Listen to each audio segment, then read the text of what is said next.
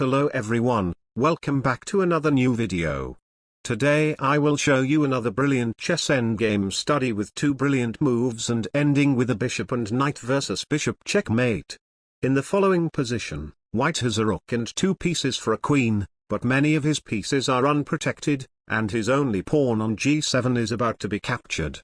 If white takes black's bishop on h7, black can play queen to h1 check, and instead of taking white's rook, which would allow white to secure his pawn, black simply checks the white king again with queen to e1, and white cannot escape the checks because if his king tries to go to most of the squares, black can capture one of white's pieces with check. The only move for white to win in the starting position is the brilliant move bishop to e4, a move that prevents any checks on h1 and protects the knight on b7.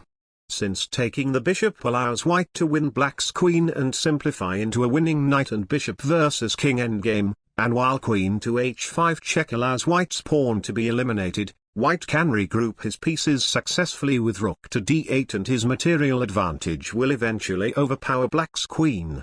For example, if both sides played the best moves, we will eventually get into this position where after bishop to d6 black cannot prevent rook to e7 check followed by a discovered check with the rook to win black's queen. Therefore, black plays the move g5 check. Now the only move for white to win is the move king to h5, retaining the same threats without giving black other new options. Now, if black plays queen to d1 check, white can secure his passed pawn with king to h6. And after pawn takes bishop, white can chase black's king away and capture black's bishop safely.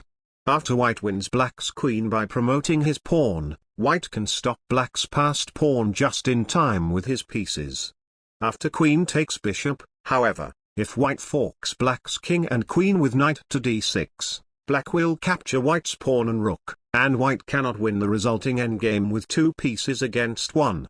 But instead of winning the queen immediately, white can play pawn to g8 check to decoy black's bishop to g8, so that now after black takes the rook, white can play bishop to e5 check, and after king to h7, knight takes g5 is checkmate.